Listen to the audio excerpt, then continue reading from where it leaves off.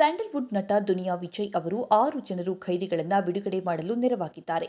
ಹುಟ್ಟೂರಲ್ಲಿ ಜೈಲು ಪಾಲಾಗಿರೋ ಅಮಾಯಕ ಜೀವಿಗಳ ಬಿಡುಗಡೆಗೆ ಪ್ರಯತ್ನ ಮಾಡುತ್ತೇನೆ ಎಂದು ನಟ ವಿಜಯ್ ಅವರು ಹೇಳಿದರು.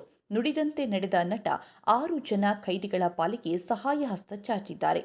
ಜನವರಿ 18ರಂದು ಪರಪ್ಪನ ಅಗ್ರಹಾರದ ಕೇಂದ್ರ ಕಾರಾಗೃಹದಲ್ಲಿರುವ 6 ಜನ ಖೈದಿಗಳನ್ನು ಬಿಡುಗಡೆ ಮಾಡಿಸಿದ್ದಾರೆ. ಇಂತಹ ನೋವು ಯಾರಿಗೂ ಬಾರದಿರಲಿ ಎಂದು ವಿಜಯ್ ಖೈದಿಗಳಿಗೆ ಹಾರೈಸಿದ್ದಾರೆ.